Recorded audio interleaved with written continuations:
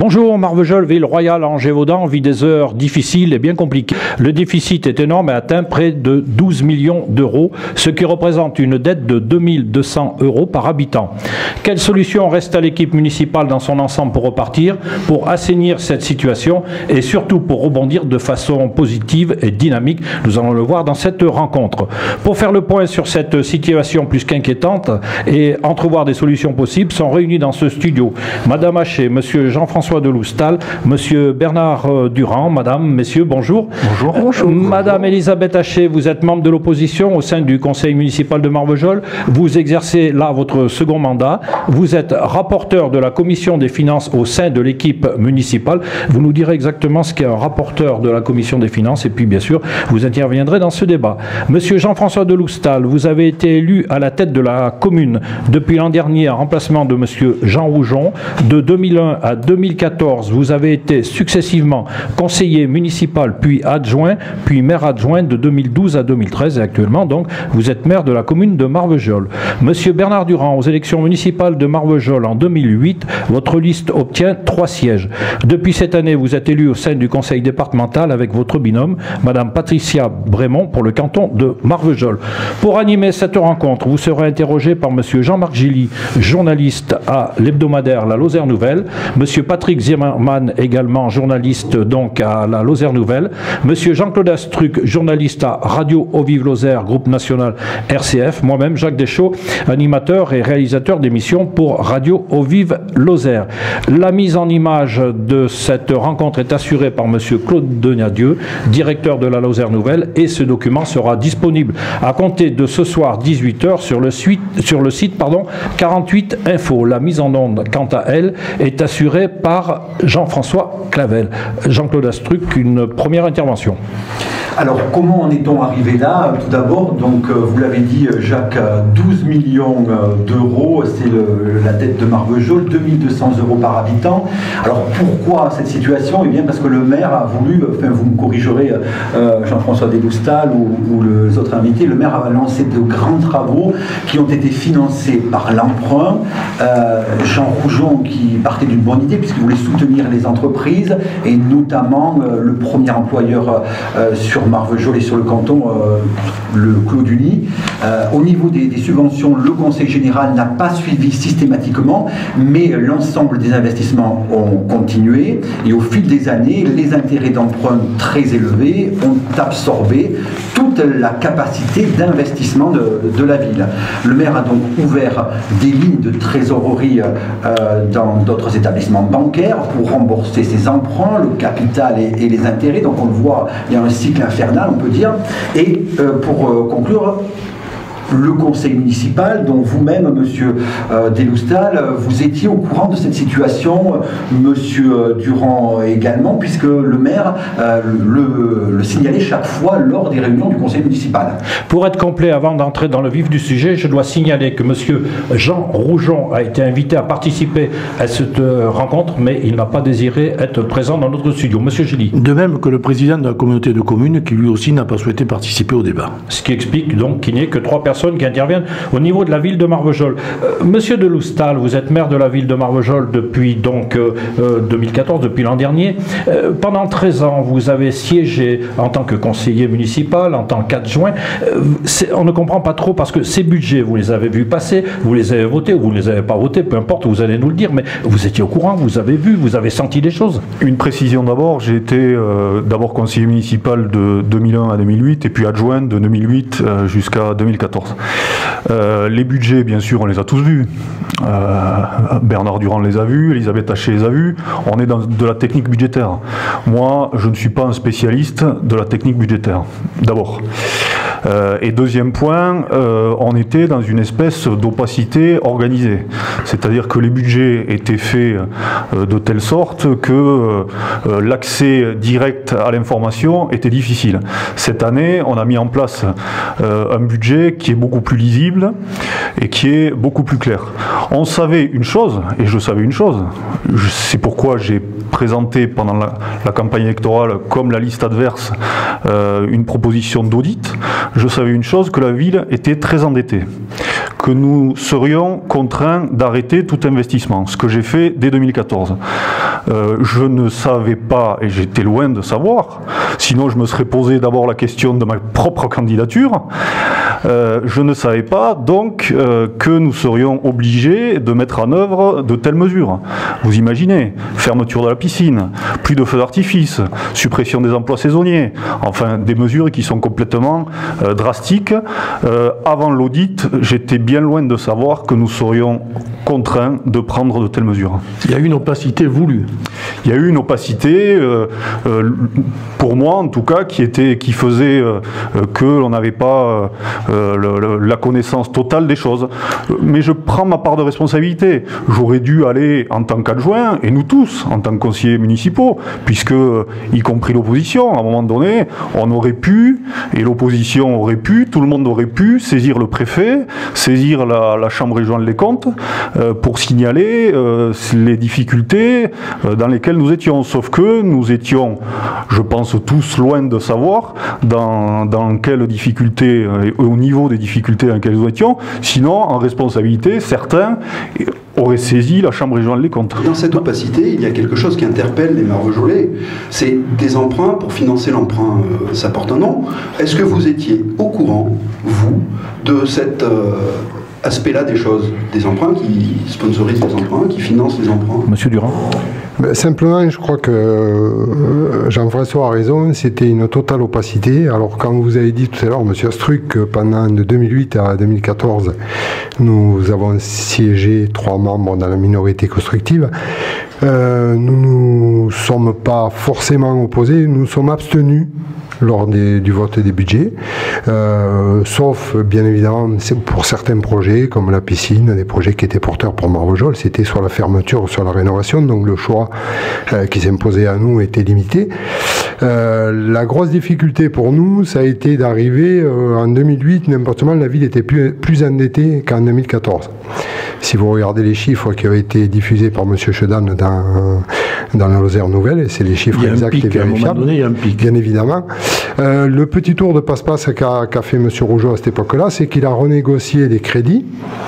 Il a rallongé la durée des crédits, donc ce qui a diminué la dette effectivement, mais qui a hypothéqué la ville sur une durée plus longue, donc avec des taux progressifs, ce qui est grave. Une réaction de personne.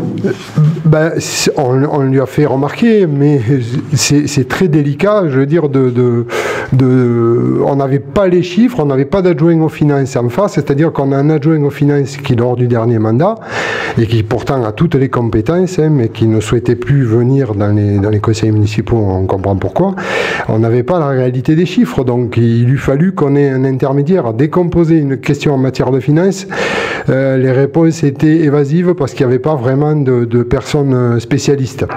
Madame Haché, vous aviez vu ce côté obscur de la présentation des budgets, et comment avez-vous réagi? Alors, puisque vous aviez siégé pendant 6 ans. Voilà.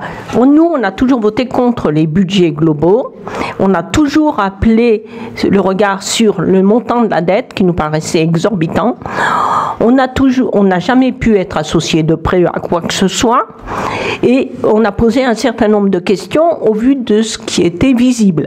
On a toujours ignoré, par exemple, les dérives de trésorerie, parce que au niveau trésorerie, quand ils n'ont plus d'argent pour emprunter, ils ont pris des fonds de roulement de trésorerie qui ont atteint 2 millions d'euros. Ça veut dire que les emprunts, au lieu d'être à 12, étaient à 14. Et à l'époque où on a dit les emprunts ont baissé, en fait, c'est parce qu'on était sur de la trésorerie. Moi, j'ai posé la question, par exemple, pour montrer une certaine mauvaise foi objective, de pourquoi on a besoin de tant de découvertes de trésorerie. Réponse, c'est juste pour passer des périodes où on n'a pas reçu encore une subvention, et aussi, ça ne coûte pas grand-chose.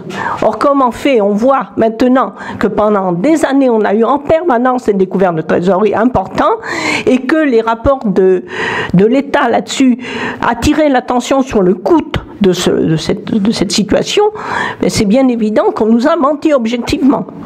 Vous êtes, rappelons-le, chargé des finances. Mais l'État a laissé faire quand même. Alors, il y a un autre responsable, si on est clair, c'est l'État, bien sûr.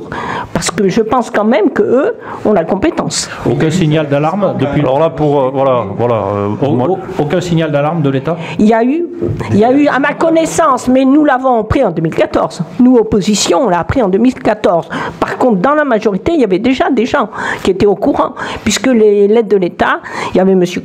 Claude Cos comme destinataire, en dehors du maire, il y avait les directions des services, il y a sûrement eu M. Giral, l'adjoint aux finances, il y avait des gens qui étaient au courant. Mais il y a eu des signaux d'alerte importants de l'État, mais qui ne se sont jamais concrétisés. Et quand on a vu une baisse, par exemple, des pertes, des montants des emprunts une année, par exemple, l'État les a obligés à vendre. Mais à nous, ils n'ont jamais dit que parce que c'était l'État, ils nous ont dit on peut investir encore plus.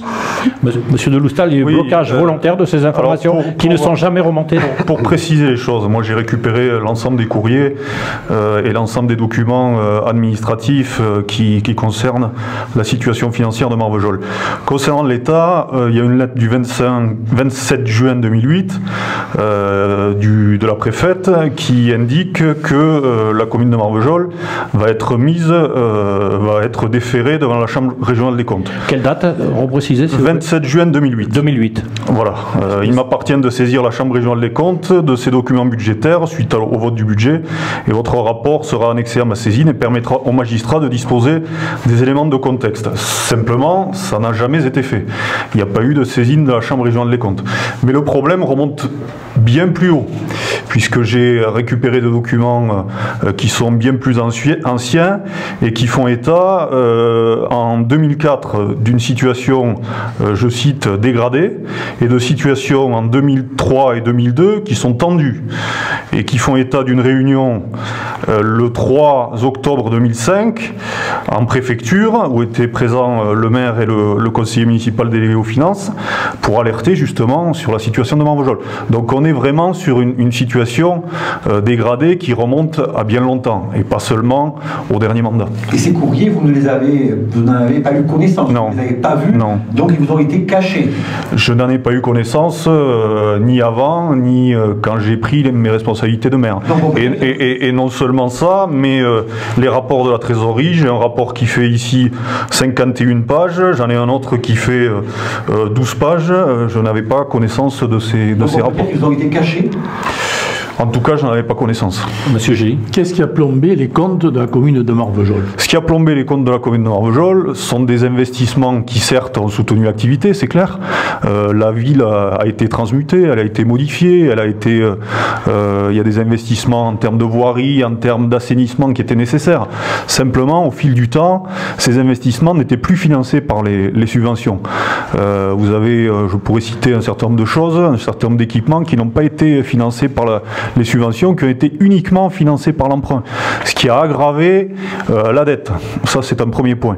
Et le second point, c'est en termes de fonctionnement, là aussi, il y a eu des dérives. Nous n'avons pas été assez vigilants quant à la maîtrise de nos charges de fonctionnement, pas de procédure d'achat, et puis déjà en 2004, dans le rapport que j'ai récupéré, il était indiqué qu'il ne nous fallait pas remplacer les départs en retraite, ou en tout cas être très prudent quant aux charges de personnel. Parce que sur le budget de fonctionnement, c'est environ 5,5 millions d'euros. Les charges personnelles, c'est un peu plus de 2 millions d'euros. Oui. C'est quand même, c'est beaucoup. C'est important, mais il faut rapporter ça au service qui est rendu à la population. Aujourd'hui, Marvejols assure un certain nombre de services. C'est difficile de comparer les villes et les strates.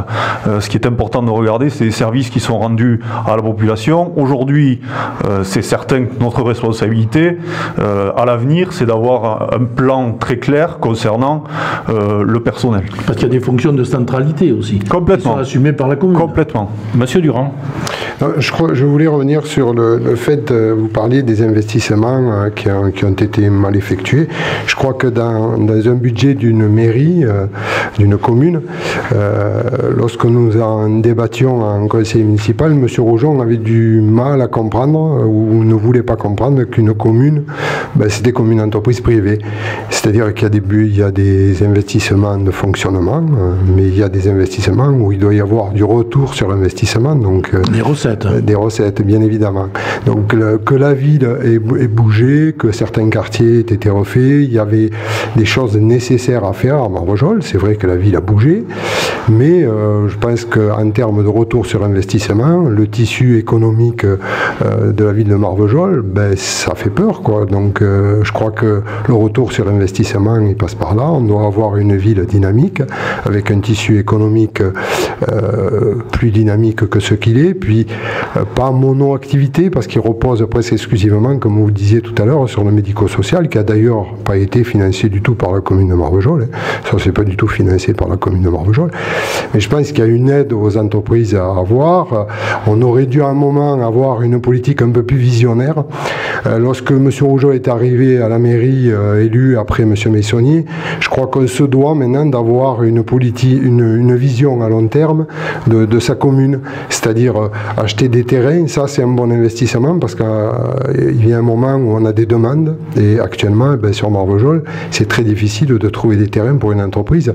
Je pense qu'il fallait avoir une politique d'urbanisme plus visionnaire que ce qu'on a eu, et ne pas se retrouver dans la situation actuelle avec beaucoup de boutiques qui ferment, un centre-ville qui se désertifie, qui se paupérise.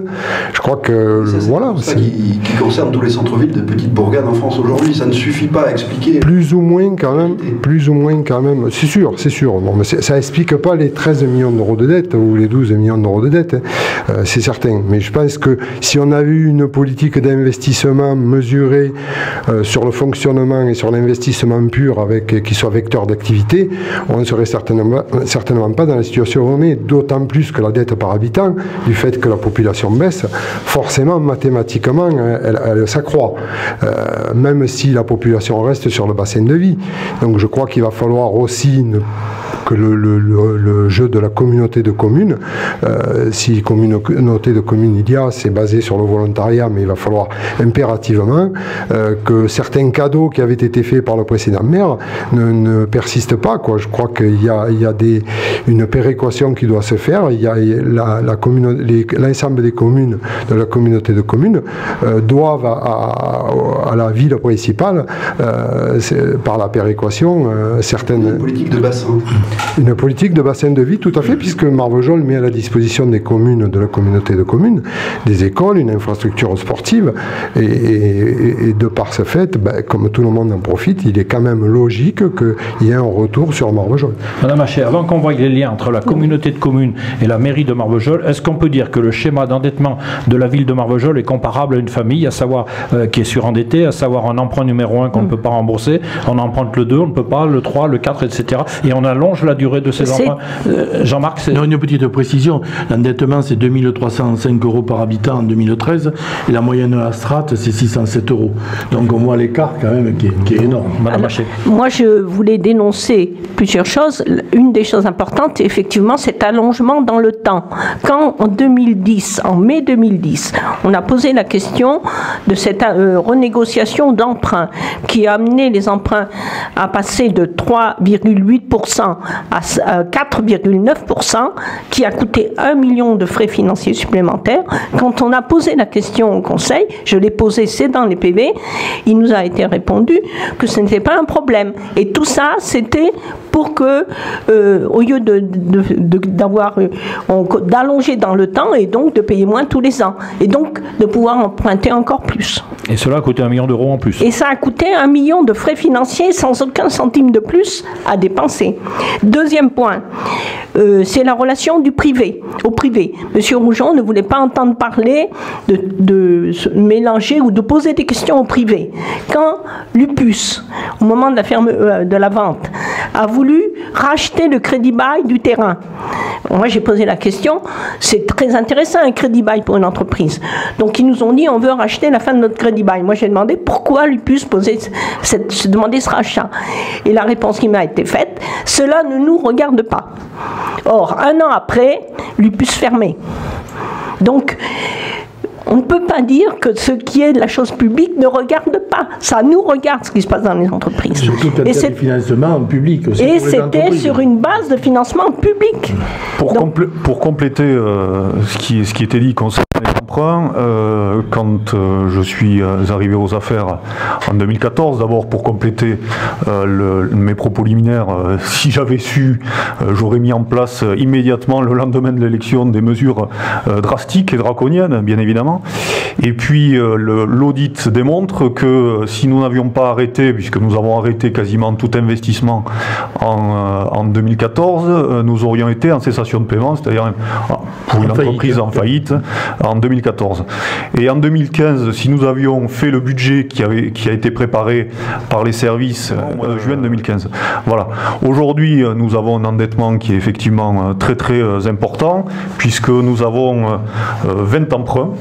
La commune de Marvejols rembourse simultanément 20 emprunts, dont 4 qui sont souscrits pour une durée supérieure à 20 ans.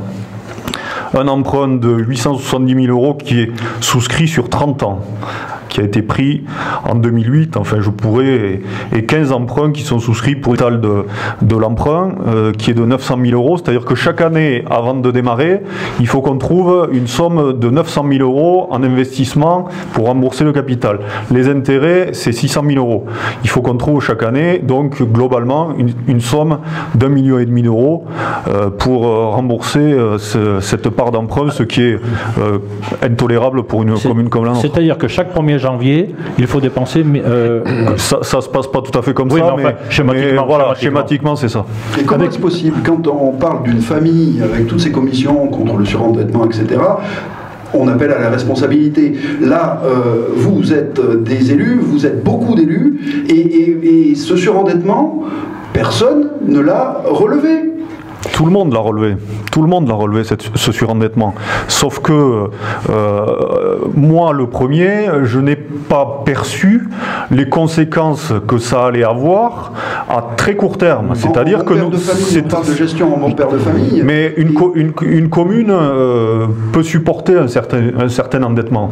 Sauf qu'à un moment donné, effectivement, moi je n'avais pas perçu, et personne n'avait perçu, puisque je le redis, sinon il y aurait eu une saisine, y compris de l'opposition, de la Chambre régionale des comptes.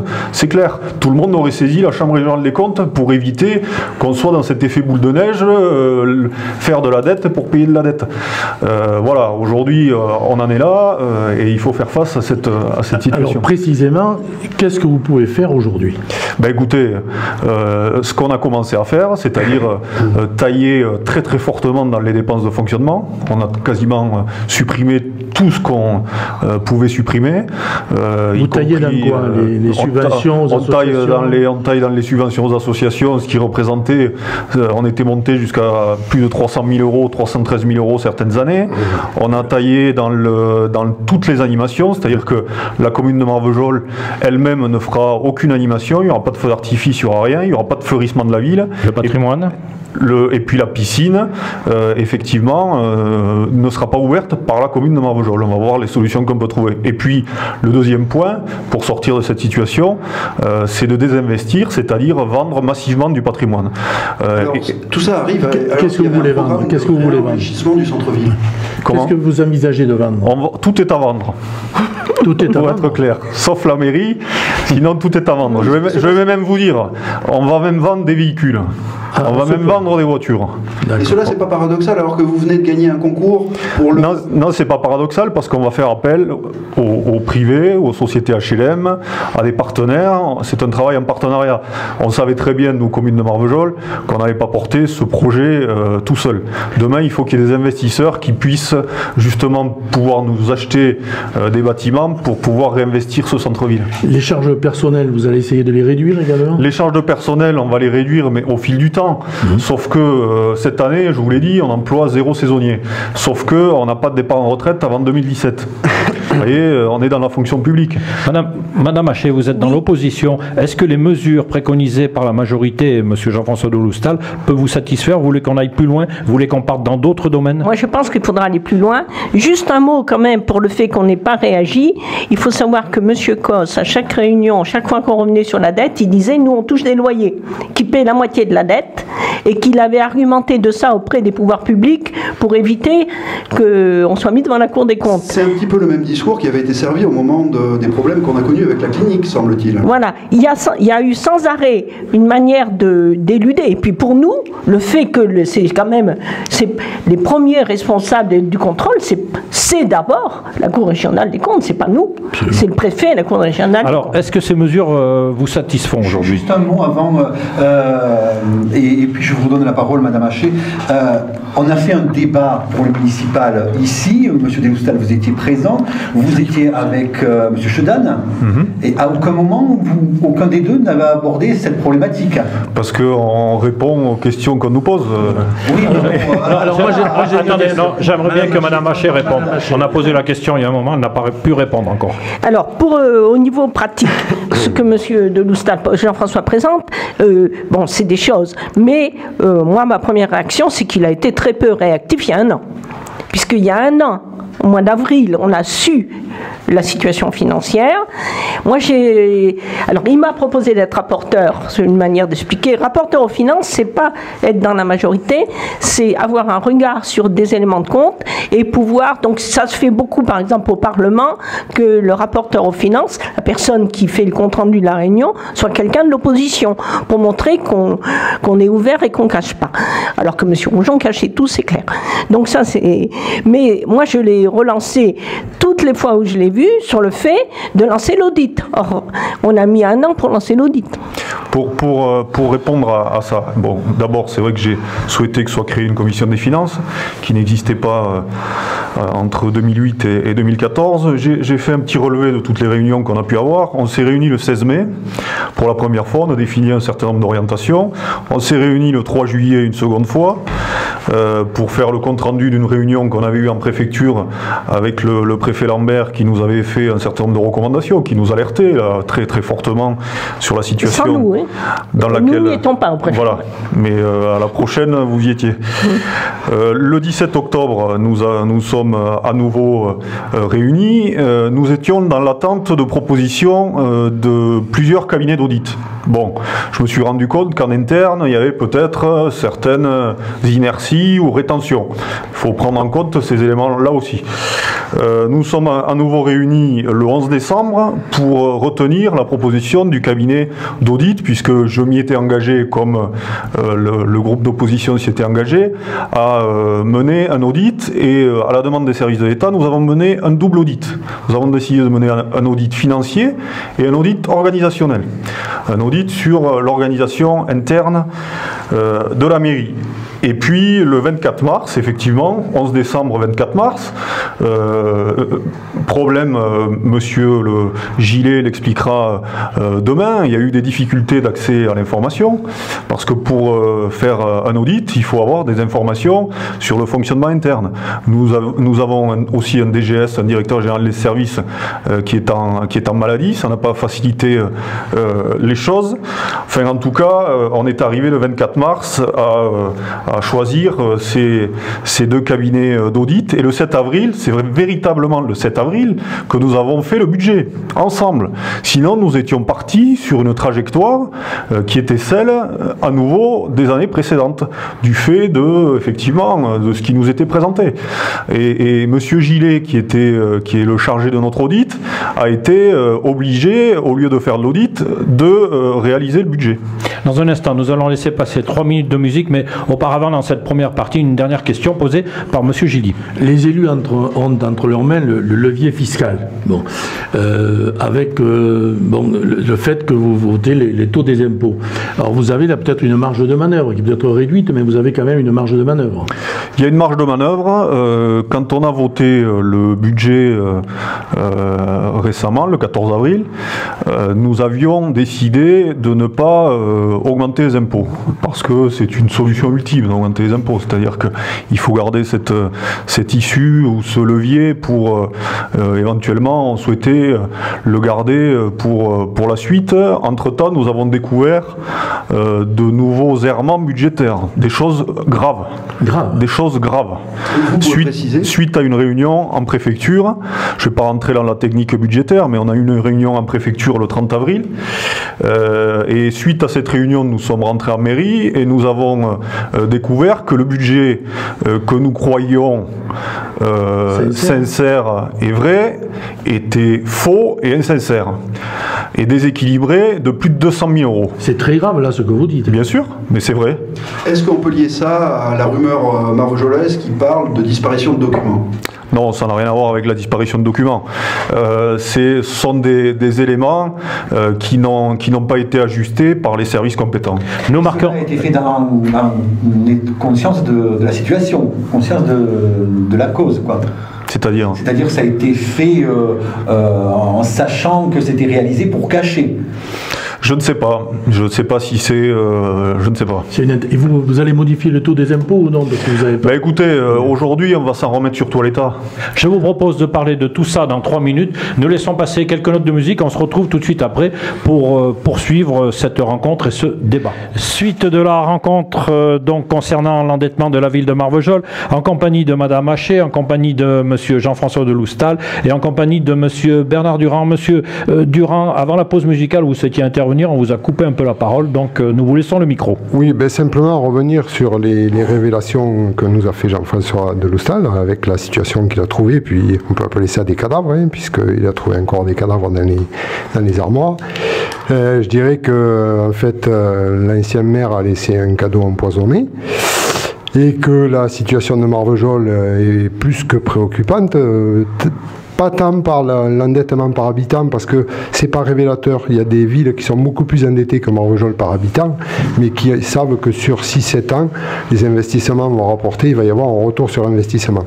Le problème de Marvejols est de savoir comment on va pouvoir sortir de cette situation, étant donné le fait que le pays soit en crise, qu'il n'épargne pas, bien évidemment, Marvejols. Moins d'argent de l'État.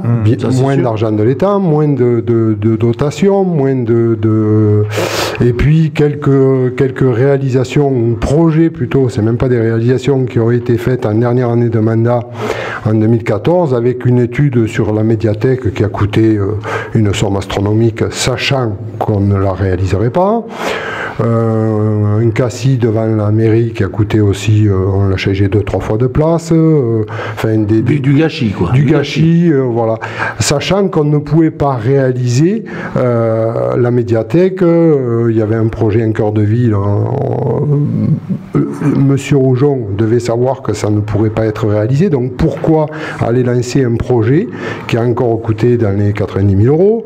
Voilà quoi. Donc je veux dire, c'est de l'argent qui a été bêtement gaspillé, c'est du gaspillage, et donc la situation est d'autant plus compliquée. Il faut relancer impérativement l'économie sur Marvejols.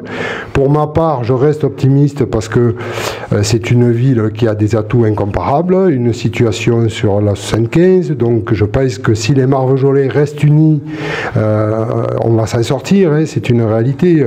Je prêche un Marvejolais convaincu puisque j'investis tous les jours à Marvejols et j'ai confiance en l'équipe qui est en place et puis je la soutiendrai.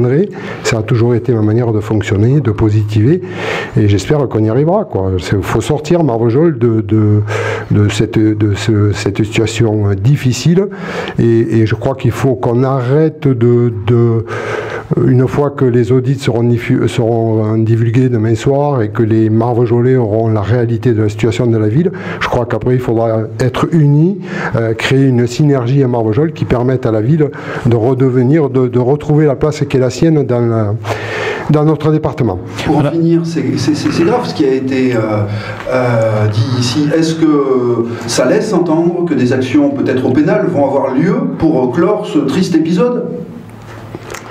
Ici on n'est pas au tribunal, on verra ce qui est la suite. Il y a des responsabilités à des échelons divers, on verra ce qui en ressort par la suite. Ce que disait Bernard Durand est tout à fait vrai, c'est-à-dire que l'audit c'est un état des lieux. Une fois cet audit présenté, il présentera aussi des solutions d'avenir. C'est-à-dire qu'on ne peut pas rester dans cette diffusion de la morosité, il faut que cet audit ce soit aussi une source de propositions et de propositions d'avenir pour désendetter la ville très rapidement et réinvestir à échéance de quelques années. Et quelles sont les principales propositions là? C'est dans quel ordre? Les principales propositions, pour qu'on puisse équilibrer d'abord notre budget d'investissement, c'est de vendre. Il faut qu'on vende massivement des actifs. Je vous le disais tout à l'heure. Des immeubles. C'est ça, c'est l'enjeu. De toute façon, les brader? On ne peut pas les brader puisqu'on est soumis à des estimations des domaines, services des domaines, donc il ne s'agit pas de les brader, mais il s'agit de vendre notre patrimoine. On ne peut pas s'en sortir sans vendre notre patrimoine. On ne peut pas continuer à faire de l'emprunt systématique et alourdir notre dette. Il faut sortir de ce cycle infernal. Madame Haché, cette vente de patrimoine, ça peut rapporter combien? Vous avez une idée il faut que ça nous rapporte plusieurs centaines de milliers d'euros très très rapidement. Madame Haché, vous êtes membre de l'opposition. On vient d'entendre à l'instant Monsieur Doustal dire que demain, plus qu'hier et qu'aujourd'hui, il faut marcher ensemble. Vous êtes prêt à collaborer dans cette marche? Vous disiez tout à l'heure, même dans la première partie de la rencontre, il faut aller encore plus loin. Ah, mais on est tout à fait prêt à éclairer par toutes nos forces ce que fera de positif la mairie. Mais on va garder une puissance de jugement. On a fait une réunion de membres de l'opposition la semaine dernière. On était une vingtaine de militants. On est tous prêts à travailler vers un mieux pour Marvejols en regardant les problèmes dans leur vraie étendue. Par exemple, on parle d'immobilier, un des points importants qui pourrait faire qu'on vende quelque chose qui serait intéressant et qui rapporterait, ça serait de vendre à la communauté de communes un certain nombre de choses dont elle va avoir besoin. Elle va monter des locaux pour l'eau et l'assainissement, elle va monter une maison de santé. Bon, si on arrive à faire affaire avec la communauté de communes sur des dossiers comme ça, ça permettrait de désendetter la commune et ça rapporterait à la collectivité et ça resterait dans l'animation du centre-ville. Donc je pense que là on a par exemple une perspective possible. Monsieur Durand? C'est vrai, je dis que l'avenir de Marvejols passe inévitablement par la communauté de communes. C'est vrai qu'on entend tout, les gens parlent, il est grand temps que les audits soient publiés et que les gens aient connaissance, et les Marvejolais entre autres et tous les gens du bassin de vie aient connaissance de la réalité de Marvejols. Le but de transférer les compétences de la commune de Marvejols sur la communauté de communes, ce n'est en aucun cas le but, ce n'est pas de transférer la dette de Marvejols sur la communauté de communes, bien évidemment. Je crois que les communautés de communes vont être de plus en plus importantes, c'est à l'ordre du jour, c'est basé sur le volontariat, c'est pas du tout ça. Il ne faut pas que ça soit vécu par les habitants du bassin de vie, par les Chiracois, par les habitants du Monastier et autres, ou de Moroda, comme un transfert de la dette sur leur commune. Pas du tout. En ce moment, on est donc sur un conflit avec la communauté de communes où il y a une prépondérance de Marvejols qui a été remise en question. Non, alors si vous le permettez, effectivement, suite à la démission, on ne va pas refaire l'histoire, mais suite à la démission du maire de Rocoul et la démission de deux élus, il y a eu une recomposition, parce qu'une décision du Conseil constitutionnel, une recomposition de la communauté de communes. Aujourd'hui, Marvejols compte 16 représentants. On a d'ailleurs fait une liste d'union au conseil municipal pour que Jean-Pierre Barrère puisse apporter des compétences. Membre de l'opposition. Membre de l'opposition, mais Jean-Pierre Barrère reste dans l'opposition. Jean-Pierre Barrère, c'est pas Éric Besson. À un moment donné, il faut arrêter. Il garde sa liberté et il continue à voter contre les budgets. Moi, je souhaite que les gens qui ont des compétences puissent apporter leurs compétences. Il a des compétences en termes d'urbanisme et demain, la compétence urbanisme sera transférée à la communauté de communes. Voilà la réalité des choses. Madame Haché, Monsieur Chedan demande la mise sous tutelle de la commune. Alors on n'en a pas encore parlé de cette mise sous tutelle. Moi je pense que la première chose, c'est d'abord que l'État prenne ses responsabilités pour le passé, qu'il voit clairement ce qu'il a fait et qu'il en assure en partie les conséquences, je pense. Deuxièmement, mise sous tutelle. Est-ce qu'une mise sous tutelle va régler les problèmes d'organisation de la mairie ? La seule raison d'aller sous tutelle, c'est s'il y avait un apport de fonds important du fait de la mise sous tutelle. Mais ça peut peut-être se faire du simple fait de la responsabilité de l'État dans la période antérieure. Parce que la mise sous tutelle, c'est pas la tutelle qui va réorganiser les services de la mairie, qui va régler tous les problèmes avec les associations, qui va changer la politique d'achat. C'est la mise sous tutelle ne gère pas ça. Elle vous impose une augmentation d'impôts ou des choses comme ça. Donc je pense que c'est vraiment à l'équipe que Jean-François de Loustal a entre les mains, de reprendre en main la mairie, qui est tutelle ou qui n'est pas tutelle, si vous voulez. Monsieur Durand, ça ne serait pas une bonne chose, cette mise sous tutelle? Je pense, comme Madame Haché, je pense que la mise sous tutelle, forcément, ça va passer par une augmentation de l'impôt. Je pense que les Marvejolais vont assez mal le vivre compte tenu des augmentations. Parce que pour l'instant, pas d'augmentation d'impôt. Ce qu'a prévu dans le budget de survie, si j'ai bien lu ce qu'a prévu Jean-François de Loustal, c'est pas d'augmentation d'impôt, c'est de vendre du patrimoine, c'est à terme, parce que ça c'est pas toujours évident, c'est de restructurer tout ce qui est personnel et d'alléger le personnel de la commune. Mais bien évidemment, il est un peu pieds et poings liés parce qu'il faut attendre des départs en retraite. Donc ça va se faire petit à petit, de réorganiser tout le personnel. Mais la mise sous tutelle, je pense que la commune aurait les pieds et poings liés. Je pense que c'est pas la meilleure des choses. L'avenir de Marvejols dépend plus il faut compter sur nous, sur l'équipe qui est en place, croire en elle, être derrière, et puis se sentir Marvejolais, être fier d'être Marvejolais, et continuer à investir à Marvejols, parce que l'avenir de Marvejols ne dépend pas, bien évidemment, que de la commune, mais de la volonté des Marvejolais à investir. Il faut redonner envie, et surtout arrêter de colporter des propos sur Marvejols qui ne sont que négatifs. Monsieur de Loustal, pardon, c'est bon, excusez-moi. Monsieur de Loustal, vous êtes totalement opposé à une augmentation des impôts. Vous l'avez dit lors de la dernière séance du conseil municipal. Lors de la dernière séance du conseil municipal, sauf que entre-temps, effectivement, il y a ces éléments que je viens de dénoncer tout à l'heure qui sont apparus. On trouve, pas tous les jours, mais enfin, on a des surprises qui ne sont pas forcément bonnes. Voilà, donc on ne sait plus à quoi s'attendre maintenant. Et j'en ai saisi monsieur le préfet Malherbe par courrier très récemment pour lui faire part en toute vérité de la situation que nous connaissons. Le budget faux, le budget insincère, le budget déséquilibré. Vous avez peur de faire d'autres découvertes encore? Mais bien sûr, parce que l'état de l'actif n'est pas à jour, c'est-à-dire que ça peut jouer sur les dotations d'amortissement. On est obligé d'inscrire, aujourd'hui je ne peux pas vous donner de chiffres, mais ça peut jouer là aussi sur et aggraver le déficit budgétaire.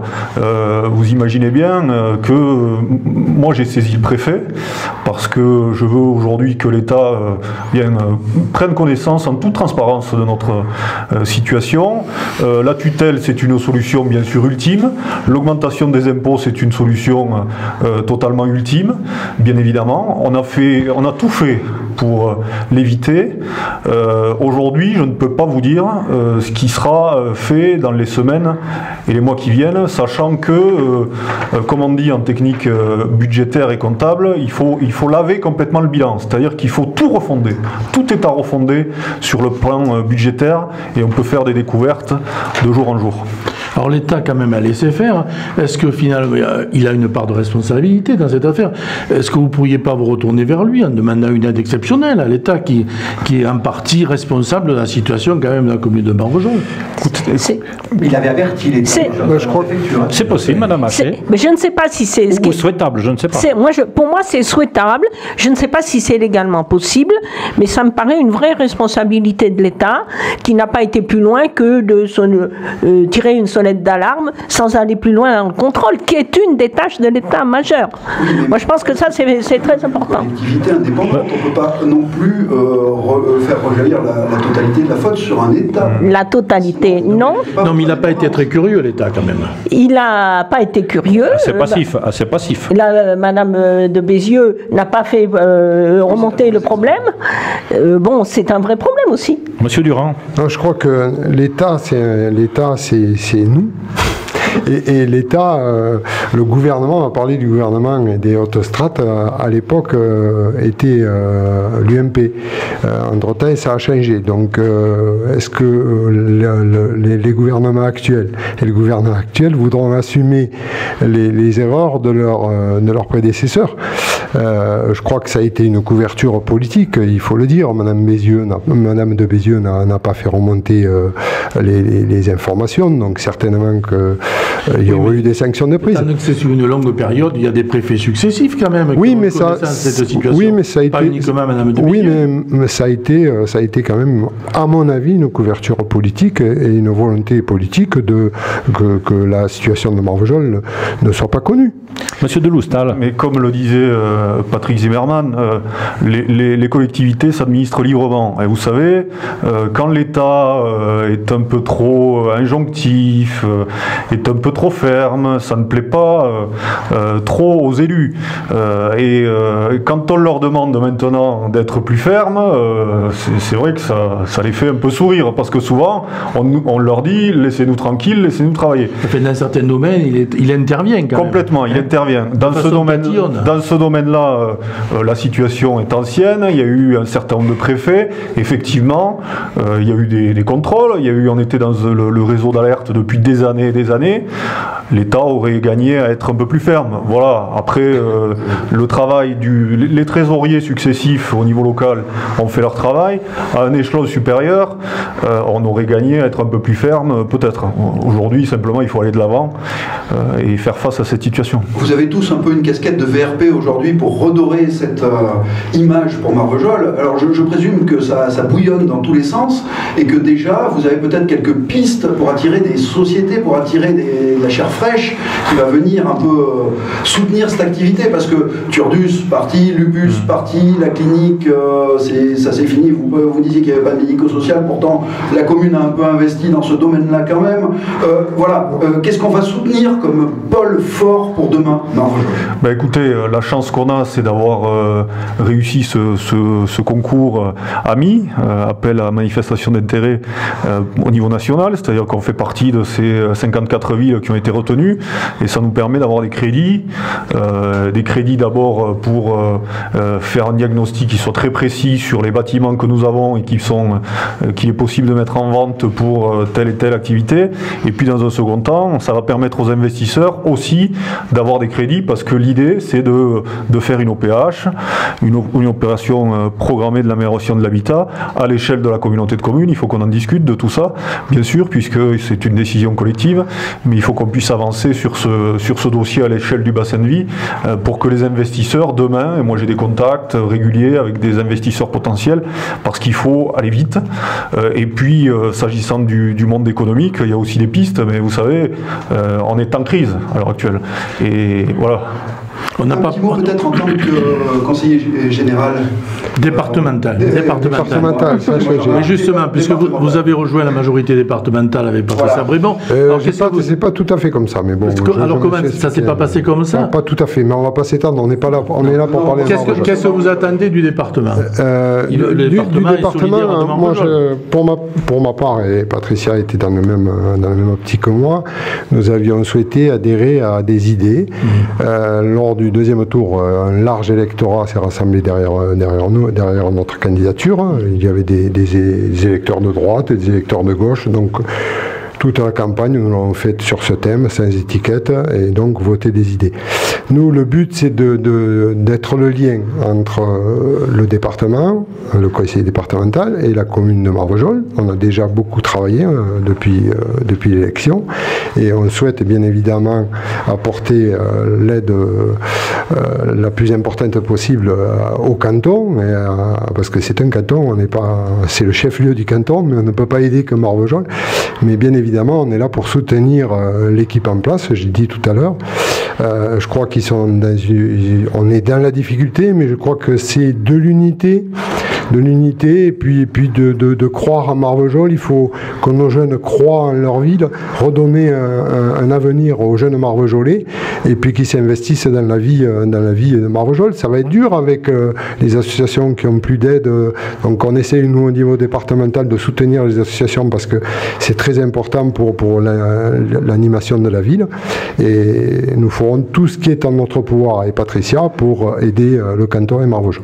Nous arrivons dans les 3 dernières minutes de cette rencontre. Vous allez conclure, si tant est soit-il qu'il soit possible futur, d'autres conclusions, tout au moins d'autres évolutions. Madame Haché, vous avez la priorité. Allez, En une minute.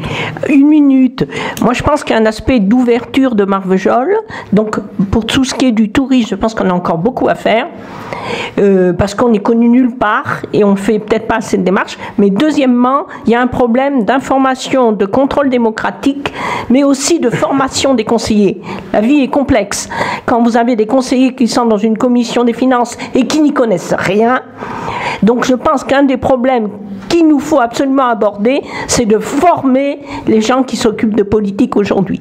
On ne peut pas, on ne s'improvise pas, c'est pas vrai. La vie est trop complexe. Donc je pense qu'il faut vraiment aller vers des gens qui soient capables d'exercer le contrôle démocratique que l'on leur demande. Et comme vous l'avez dit tout au long de cette rencontre, vous êtes prêts, vous, opposition, à soutenir des actions de la mairie, celles qui vous semblent judicieuses. Mais à garder un esprit critique et de contrôle, parce qu'on ne va pas soutenir n'importe quoi. Mais on est prêt à garder une démarche positive, mais on est là pour que ça ne se reproduise pas. C'est ça le fond du problème. Monsieur Durand, une petite minute pour conclure, ou une grosse minute, tant pis. Je pense que, comme je disais tout à l'heure, et dans le même esprit d'ouverture, nous nous sommes présentés avec Patricia Brémond en candidat ouvert, avec une candidature ouverte. Nous avons trouvé dans le discours de Sophie Pantel un discours d'ouverture. Donc nous avons nous adhérerons aux idées qui nous paraissent porteuses, bien évidemment, plutôt qu'un projet global. Je suis plutôt contre ces vieux clivages de droite-gauche. Je suis quelqu'un à l'esprit ouvert, je préfère un esprit d'ouverture. Jean-François Deloustal est dans le même état d'esprit. Je crois qu'il a fait, il a ouvert à l'opposition, si on peut parler d'opposition. Moi, je préfère parler de minorité constructive, c'est beaucoup plus porteur. Je crois qu'il a ouvert sa liste à M. Barrère, à Mme Haché, qui sont des personnes compétentes. Non, qui ne sont pas à la liste. Je dis, il vous a ouvert la possibilité de participer aux affaires de la ville, et c'est très bien. Je crois que c'est uni que nous pourrons nous en sortir, et cet esprit d'ouverture dont a fait preuve Jean-François, c'est le meilleur moyen d'arriver à sortir Marvejols de la situation dans laquelle elle est, et puis arrêter ces vieux clivages droite-gauche dans une ville de 5000 habitants. Ça ne veut plus rien dire. L'avenir, il est commun, et puis je crois... Monsieur Deloustal, c'est à vous de conclure. Moi, c'est un discours d'optimisme par lequel je veux terminer, parce qu'à Marvejols, on a quand même beaucoup de forces vives. Ces derniers jours et ces dernières semaines, j'ai participé à de nombreux événements, de nombreuses manifestations. On se rend compte que bien les associations s'organisent, elles arrivent à s'organiser, même si nous on applique une politique qui est très dure en direction des associations. Il y a toujours de l'événementiel, il y a des choses qui se passent à Marvejols. Les forces vives sont là, les forces vives économiques continuent d'y croire. Bernard Durand le disait tout à l'heure, des gens qui investissent. Donc je continue d'être optimiste, et cet audit, c'est un nouveau départ pour Marvejols. Est-ce que vous avez des nouvelles de M. Rougeon? Est-ce que vous l'avez eu au téléphone dernièrement? Est-ce que vous avez discuté avec lui? Non, je l'ai pas eu au téléphone, j'ai pas discuté avec lui. Il n'avait pas de nouvelles, donc... Non, j'ai pas de nouvelles, mais voilà, je pense qu'on sera amené à se voir, il n'y a pas de problème particulier. Il ne vous a pas appelé dans tout cas. Non, il ne m'a pas appelé. Si se termine cette rencontre, on précise que demain, donc à 20h30 à Marvejols, à la salle polyvalente, grande rencontre avec le monsieur dont j'ai oublié le nom qui a mené l'audit. Charles Gillet. Voilà, et vous-même, ainsi que l'équipe municipale, sans doute, opposition comprise. Et puis, sachez que ce débat est mis en image grâce à la Lozère Nouvelle sur son site numérique 48 Info, et il sera en multidiffusion sur notre antenne. Madame, messieurs, merci. Merci.